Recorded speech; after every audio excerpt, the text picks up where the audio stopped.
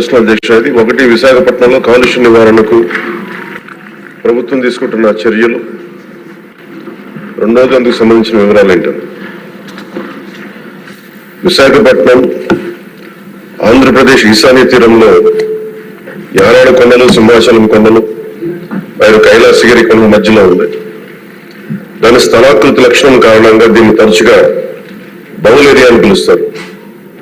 ఈ కొండల కారణంగా శీతాకాలంలో ఉష్ణోగ్రతలు తక్కువగా ఉండటం వల్ల పరిశ్రమల నుండి ఉత్పన్నమయ్యే వాయు కాలుష్య కారకాలు వాతావరణంలో వ్యాపించకుండా భూమి ఉపరితలం మీదనే ఉండిపోతున్నాయి. గత కొన్ని దశాబ్దాలుగా విశాఖపట్నం గణనీయమైన పారిశ్రామిక అభివృద్ధిని చవిచూస్తుంది. ఇది పర్యావరణ మరియు కాలుష్య సమస్యలకు దారితీస్తుంది.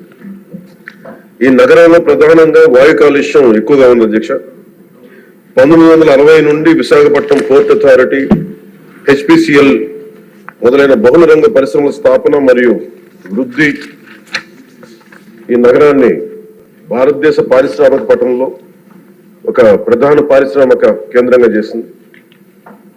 పారిశ్రామిక వృద్ధి ఫలితంగా చుట్టుపక్కల వాతావరణంలో ధూళి కణాలు, సల్ఫర్ డయాక్సైడ్, నైట్రోజన్ డయాక్సైడ్ ఉద్గారాలు మరియు ఇతర కాలుష్య కారకాల సాంద్రత పెరిగింది.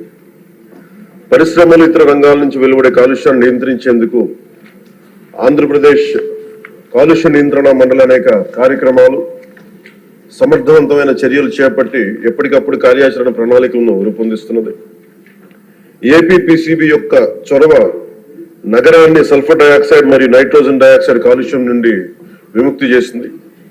అయినప్పటికీ ధూళి కణాల కాలుష్యం ఒక సమస్యగానే మిగిలిపోయింది.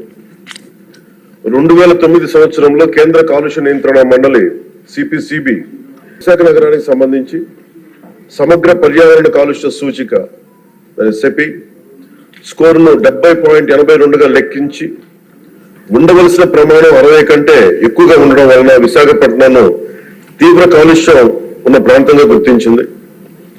కేంద్ర పర్యావరణ మరియు అటవీ మంత్రిత్వ శాఖ 13/1/2010 విశాఖపట్నం బౌల్ ఏరియాలో పరిశ్రమ స్థాపనకు మరియు విస్తరణకు మానిటోరియం విధించింది.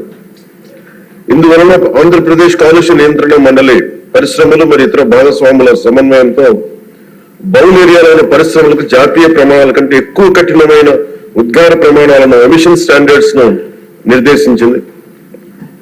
ఉదాహరణకు పార్టికులేట్ మ్యాటర్ PM10 యొక్క గాఢత అంటే మిల్లీగ్రామ్ పర్ మెట్రిక్ క్యూబ్ దాదాపు 50 మిల్లీగ్రామ్ పర్ మెట్రిక్ క్యూబ్ గా, జాతీయ ప్రమాణం 150 మిల్లీగ్రామ్ పర్ మెట్రిక్ క్యూబ్ గాను SO2 లెవెల్ 5 mg, జాతీయ ప్రమాణం 25 mg కంటే నిర్దేశించడమైంది. ఈ కఠినమైన నిబంధనల కారణంగా పరిశ్రమలు కాలుష్య నియంత్రణ వ్యవస్థను అప్గ్రేడ్ చేశాయి మరియు గ్రీన్ విశాఖ కార్యక్రమం కింద విస్తారమైన గ్రీన్ బెల్ట్ ని అభివృద్ధి చేశాయి. ఈ చర్యల వల్ల సెపి స్కోర్ 2013 నాటికి 70.82 నుండి 52.31 తగ్గింది.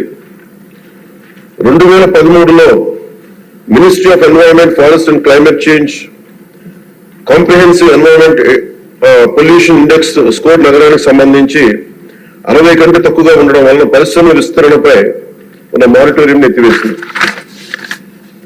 కాలుష్యాన్ని నియంత్రించడంలో గణనీయమైన విజయం సాధించినప్పటికీ విశాఖపట్నంలో పరిశ్రమల విస్తరణ కార్యక్రమాల వలన మరియు సంబంధించిన ధూళితో కూడిన సరుకు రవాణా, కార్గో రవాణా మొదలైన తదనంతర కార్యకలాపాలు వాయు కాలుష్యం పెరగడానికి కారణమైనాయి. నగరంలో పార్టికులేట్ మ్యాటర్ అంటే ముఖ్యంగా కణ కాలుష్యం, దుమ్ము, ధూళి, మసి, పొగ ఈ లెవెల్స్ జాతీయ ప్రమాణాలు 60 మిల్లీగ్రాములు మించినందున వాయు నాణ్యత మెరుగుదల అవసరమని ఆంధ్రప్రదేశ్లోని మరో 12 నగరాలతో పాటు విశాఖపట్నంను నాన్ అటైన్మెంట్ సిటీలుగా సిపిసిబి గుర్తించింది. సిపిసిబి జీవీఎంసీ, జిల్లా పరిపాలన, రవాణా శాఖ, పరిశ్రమలు, పౌర సరఫరాల శాఖ వంటి సంబంధిత భాగస్వామ్య శాఖల సమన్వయంతో APPCB national clean air program కింద నగరంలో వాయు కాలుష్య స్థాయిని తగ్గించడానికి కార్యాచరణ ప్రణాళికలు